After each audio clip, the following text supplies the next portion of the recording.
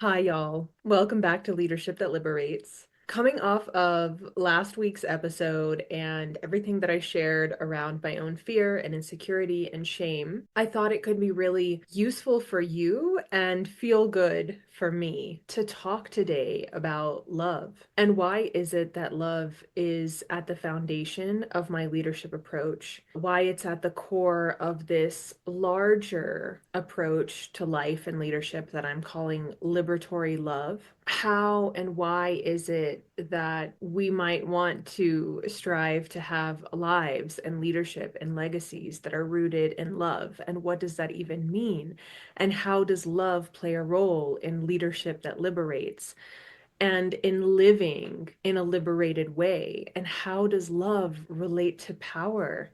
And how does the illusion of power define so much of the leadership that we see today? And what does it actually mean to lead from one's power? And what if our power is love? So I have a lot that I want to share with you on this topic, especially around how tender and delicate even this concept of love is for me based on my own journey and why it is that I am battling with some shame as I talk about it. And I think that's probably going to be the core of today's episode, is this sort of story and my own journey with love. It's likely that next week's episode is going to go into how this relates to power and how it really shows up in leadership. But it feels important for me to share why love really matters to me and how I have oriented to this concept of love in different ways throughout different points of my life, and why it really feels so core and central to the work that I do.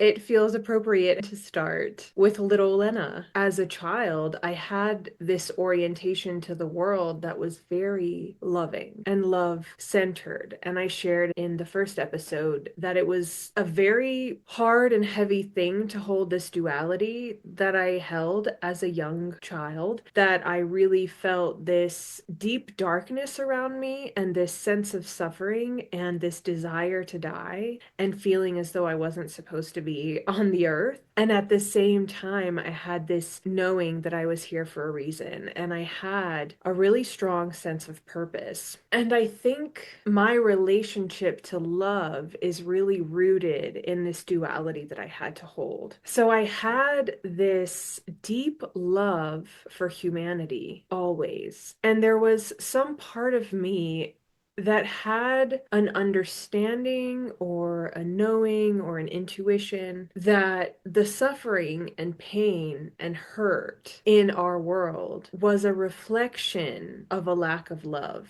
and that our purpose and the reason that we're here was deeply rooted in love, in knowing love, in being love, sharing love, giving love, receiving love, living in love. From the time I was really young, I really wanted to make people around me feel unique and special and seen and celebrated and set apart. And then when my dearest friend died by suicide, that only amplified that desire. It just became infinitely stronger that I wanted to give everyone so much love with this kind of motivation that it is through that love that we can diminish and dissipate pain and suffering. And I don't remember exactly how long, but maybe 1 or 2 years after the suicide of my friend, I made the choice at that time to become a Christian. And like I said before, I grew up in the Bible Belt in the South. I was surrounded by churches and people who went to church, and I very much joined my friends in church, but I never really felt any kind of resonance or connection with anything that was being talked about in those spaces. My own family wasn't really religious. We're technically Greek Orthodox, but there were no Greeks and certainly no Greek Orthodox churches near us. The closest one was more than an hour away, and sometimes we would go for holidays, and I really didn't enjoy that in any way. way. And so I had never really felt this connection to what was a really significant part of the lives of so many of the people around me. But when I was around 15 or 16, I started going to this church that was very liberal and progressive and open-minded and accepting. And I had gone there with some friends, and what really hooked me in was the way that they spoke about Jesus. It just aligned so much with how I'd always seen the world, how I intuitively felt, the way that I really believed we were here for love. And that's what was reflected in this story, this depiction of Jesus that I was presented with at this time. Someone who gave from their heart, someone who did feel this kind of suffering, and how that suffering was connected to his purpose and why he was on the earth, and the ways that he centered the marginalized and wanted to do away with hierarchical and oppressive structures of power and control, and the ways that he stood up for justice and spoke truth against injustice, and the way that he lived with so much grace and mercy and offered so much compassion to those who were hurting and to those who hurt others. He encapsulated and embodied everything that I valued in life and everything that I sort of aspired to be, the way that I aspired to live. And so there was just this natural resonance. And I got a little bit emotional in the Aquarius and Jesus episode as I was speaking about Jesus, because even now I feel that emotion that is connected to the connection that I feel with this figure, right? It just feels like so reflective of my own heart in so many ways. And then I went to university and I left my hometown. I left that church I was a part of. Many of the people who were a part of my community, of course, were still my friends, but I left that context and I went to university. And when I was in university, I studied abroad in New Zealand. And there was a course being offered on the Old Testament. And I was really interested in that because a lot of what was in the Old Testament didn't feel resonant to me and didn't feel good to me, and I didn't like it. And so I was curious to learn more about it. And this class was being co-taught by a Jewish rabbi and a Catholic priest. That class shifted a lot of things for me because they were teaching us that nothing in the Old Testament was literal. None of these stories were true depictions of events. They were parables. They were parables that people were using to illustrate points. And when they talked about certain things, they were referencing culturally relevant sites or concepts that people in that time would automatically be familiar with. And so one of the things that they were teaching us is that hell was a reference to a place, a physical place where people went to dump their trash and their garbage. And so when they spoke about hell in the Old Testament, they were actually referring to this wasteland, this literal physical wasteland. And the people in that time understood, based on what was happening in that place,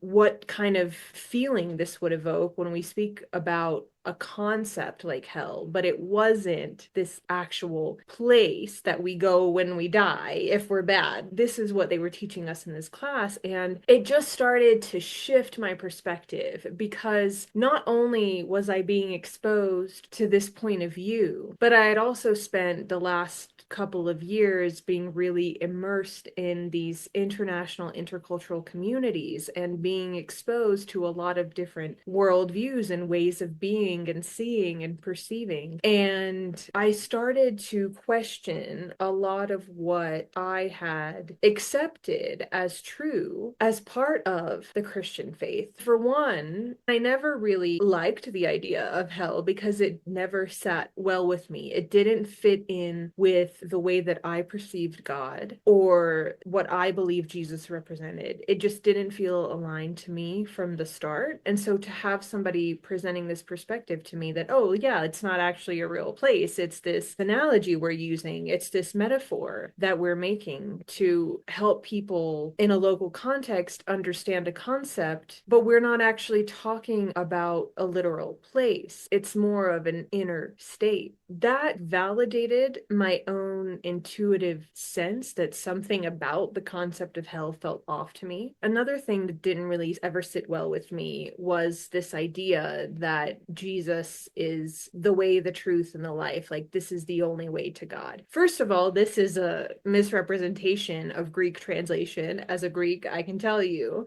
it doesn't actually literally mean the way, the truth. I never really resonated with the exclusivity that was inherent in this part of the Christian worldview or Christian faith, that being a Christian is the only way to receive salvation, the only way not to be sent to hell. That didn't align with me from the beginning.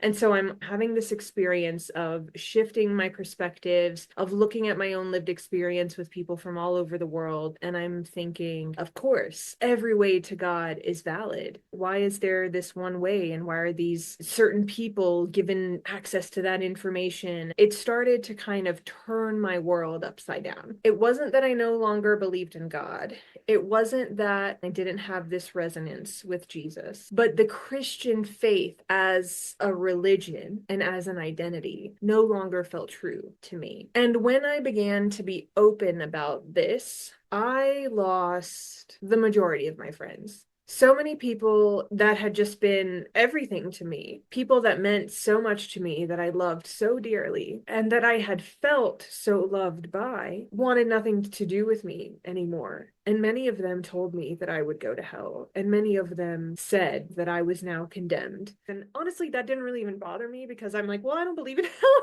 anyway, so I'm not really worried about it. But it was so hurtful. Because in making the decision to really honor what felt true to me, everyone I loved turned away from me and walked away from me, and I felt very abandoned. And it made me question how real or sincere were these friendships, that you could just say these awful things to me and walk away based on the fact that this belief of mine has shifted and not even completely changed. It's actually expanding the possibilities available through God. So, of course, I felt abandoned. And I also felt like these must not have been real friendships if they were solely based on this identity. It makes sense that this identity was part of our connection. But if you really don't care about who I am as a person once I no longer hold this identity, then it means you never really cared about me as a person. That was the part that was the hardest to reconcile. And what happened as a result of that rejection and that excommunication, which I think ties into the last episode, part of why this feels scary for me is because I have experienced it before. And it was a really painful experience. And it kind of rattled my faith in a lot of things. It rattled my faith in people, for sure, you know. There was definitely a lack of trust that was born out of that. The other thing was that it really affected my own relationship with God, with Source, Spirit, Creator. Now I like to use the term spirit. For a really, really long time, I mean, maybe like 10 years, it was very hard for me not to associate the actions of those people with spirit. It was really hard for me not to superimpose the two. And so that betrayal that I felt on behalf of these humans, I attributed or I imposed onto the way that I felt about spirit. That spirit had betrayed me, that spirit had abandoned me, that spirit was cold and distant. Wow, that actually feels so hard to talk about. Like how separate I felt from spirit, how lonely and isolating and dark that time in life was. I think for the last 10 years, I have been trying to redefine my relationship to spirit and really make it my own and remove that feeling of rejection and abandonment that I know was reflective of human ego and human hurt and didn't actually have anything to do with spirit. spirit. I know that my decision to no longer identify as a Christian was the right one for me, but the pain that came as a result of that choice was really, really hard and devastating and long lasting. And again, because it didn't just change my relationship with those people, it changed my relationship to God and to myself. I withdrew from love and giving love and receiving love. It was like this part of me had died, and this part of me that felt like the core of me, the essence of me. On the one hand, that is part of why I feel some sense of shame speaking about love, because I feel that even though it has always been so core and central to my worldview and my perspective on life and the way that I want to be in relationship with people, I also, in a sense, feel like I've become so far removed from the person I was. And I think that just feels sad because the way that I saw the world changed. There was less awe, less wonder. The world felt less miraculous and less beautiful and less colorful and vibrant. It was like everything around me faded as I was fading away. And so there is this element of feeling so far removed from that way of living because of how much I have tried to protect myself since then. And, there were these things that I would do when I was younger because I really wanted to spread this love. If I saw pictures in magazines that I thought friends of mine would like, I would cut them out for them and save them in little envelopes. Every holiday in middle school and high school, I was baking cookies and giving them out to everybody. Valentine's Day, St. Patrick's Day, Halloween, like whatever.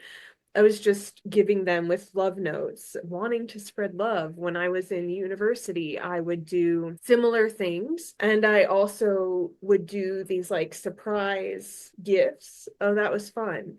A small group of my friends and I, if we heard about somebody who was having a hard time or going through something difficult, we would put together this gift basket for them. And then we would go leave it at their apartment and ring the bell and run away. And we would just do these like acts of service with no recognition, just wanting to bring people joy. I had a notebook that I kept notes in. So anytime somebody shared something that they wanted or wished they had, or would love to have, I would write it down in my notebook to remember, when birthdays came around, when Christmas came around. I was so intentional about gifts and giving gifts and making them really thoughtful and special and heartfelt. And that was just my norm.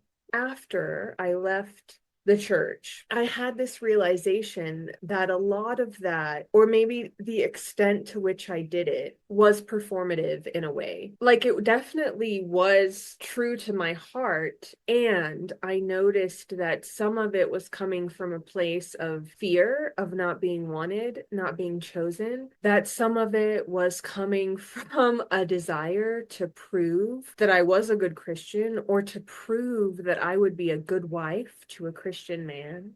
I just realized that a lot of what I was doing was coming from this rejection wound that I have, which I will talk about in more detail at some other time because there's a whole big story with that as well. But when I had this realization that some pieces of that love-led life were performative and not fully, completely genuine, I went to the other extreme. I completely stopped. I'm exaggerating because it's not true that I completely stopped caring.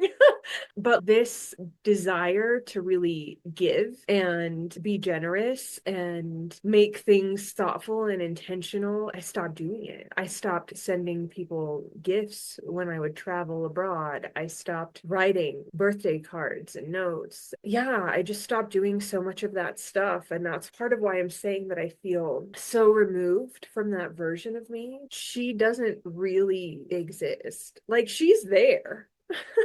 She's in there, but she's not the one who's been leading.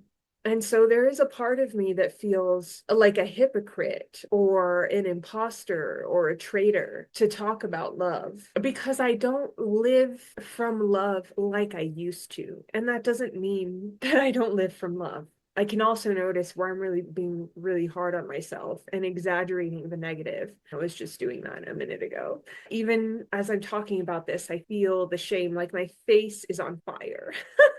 My face is on fire because I feel the shame coming up for me as I'm talking about how I am not really that person anymore. And it doesn't mean that I'm not loving, but I haven't centered love in the way that I once did because there's been so much human hurt that has imposed itself on my perception of love. People actually used to shame me for being so loving. And I carry some of that with me too, that residual feeling like I'm doing something wrong or I'm actually hurting people by wanting to live from love. So weird.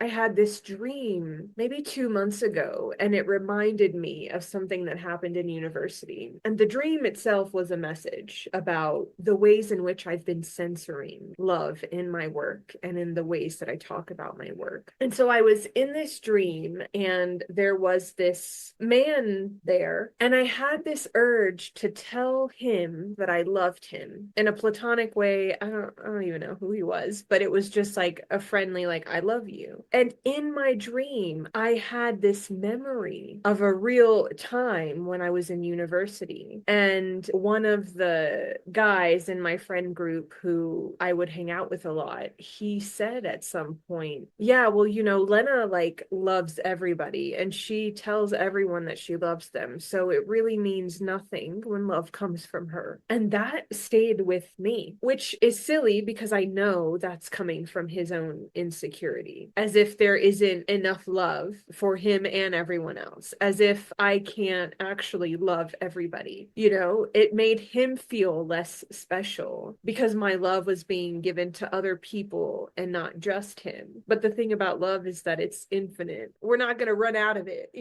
But I had this memory in my dream, and it was very clear to me that the message from spirit in the dream was stop censoring love. Stop letting all these little voices and these other opinions disconnect you from the essence of your being and from the truth that you and I are one. And that was just before I recorded the intro and outro to the podcast, where I talk about all of this being rooted in love, because that is what it's about for me. I just have so much shame saying that. And part of that shame is, again, because I've suppressed so many of the loving parts of myself. And so on some level, it feels like I don't have a right to talk about this, that maybe I'm not actually embodying the values of my work. And so it feels wrong somehow to talk about it. But again, it's not true because I do embody love in so many ways. It just looks different. And it's a lot less performative, for one.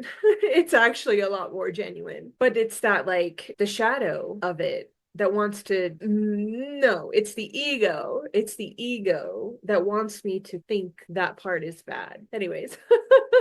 So there's that piece. Maybe I'm not fully aligned authentically as a living expression of love. Then there's this other piece where people actually felt bad about how much I loved everyone, because he wasn't the only person to make a comment like that. But it's the memory I had in my dream, as if I was doing something wrong by living from love. And then there's the piece around not being taken seriously if I talk about love. And that comes from actual feedback that I've received from people in the business space. I'm working with someone who is helping me refine my framework, the tree, the roots, that whole thing. She's helping me clarify some pieces of the framework and strengthen them. And she said to me, well, I don't know, maybe you want to rethink the liberatory love framing, because people, especially in corporate, like, aren't really going to resonate with that, or maybe not going to take you seriously, blah, blah, blah. And like, this has nothing to do with this particular person. She's actually incredible. And she's been so helpful and so generous in the support that she has offered me. But her concern and her caution to me is reflective of something I've heard a million times from a million different people. And so it reinforces to me that I should suppress this part of myself. And what spirit wants to say to me is that my work is meant to be a vessel of love. And actually, that's what it's all about for me. So, something else that's been coming up for me in the last few months, which I think is related to a number of different things, but it's essentially that I have found myself multiple times in these spirals where I'm questioning if I'm actually a really bad person. And I can't see it because it's in my shadow, but that I'm actually a narcissist, a manipulator, like that I'm actually all of these things, especially because I seem to have a lot of narcissists in my life. And I'm like, oh, maybe they're a reflection of me. It's like really taking the shadow to the extreme. And one of my friends, she said, Lena, narcissists aren't like, yeah, let's go find other narcissists to hang out with. Like they're in your life because you're good narcissistic supply. And it's like, oh, yeah, I already know that. But anyways, I've been having these like spirals where I'm like, oh my God, what if I'm actually like a terrible person and I don't even know it? And it's like, where we just kind of like distort the shadow work where it just like goes too far. And then I had another friend reflect to me, your work isn't actually about the shadow, it's about the love. And I was like, oh my God. I needed somebody to remind me of that because even though it feels like shadow work is at the core of what I'm teaching and what I'm talking about, it's the core modality, the core tool. But the purpose of the shadow work is actually to bring more love to life. We identify the parts of us that have been repressed or suppressed so that we can give them love, so that we can love who we are when those parts are part of us, so that we can love other people more by letting ourselves accept these parts of us that want to be loved, so that we can spread more love in the world by being connected to our own source of love. And now I feel like I'm about to get into all the other stuff that I think needs to be saved for next week around how this love that is at the core of who we are is really our source of power. And yes, I'm going to wait because I have a lot to say about that, about the love of power versus the power of love and what it actually means to lead with love from love into love and how love is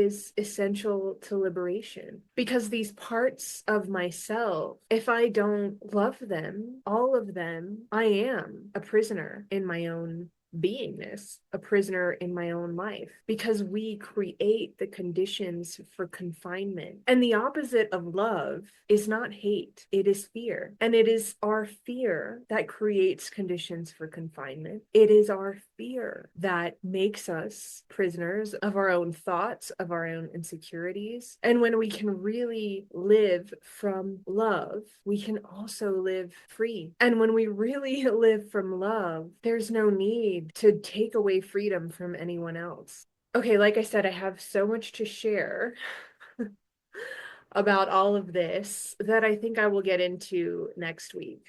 It just felt important to name why I am feeling shame around this aspect of my work and of myself, especially because it's actually at the core of my work. It's actually what this work is all about. This is why we're here. This is why we're having these conversations. This is why I'm asking the questions that I'm afraid will lead to my excommunication. This is why I'm inviting us to consider the ways in which we are not already radically living from love in our own lives, in our relationships, in our purpose. All of this is actually about love and for love and coming from a place of love. And I am trying to become more comfortable in really owning that and not feeling ashamed because I'm not perfectly loving, and not feeling ashamed because so much of the world thinks that love is woo-woo and don't actually understand what it means. And the fact that people have made me feel guilty for being loving. These are all the reasons why this feels like there's friction and there's tension when I talk about this. And at the same time, all of this is about love. And like I said, next week we'll get into more of that. What does that mean? What does that actually mean for our lives and for our leadership and for leadership that liberates and leadership that's rooted in liberatory love? What does all of that mean? I'll tell you next week. So I'll see you then. And thanks for being here.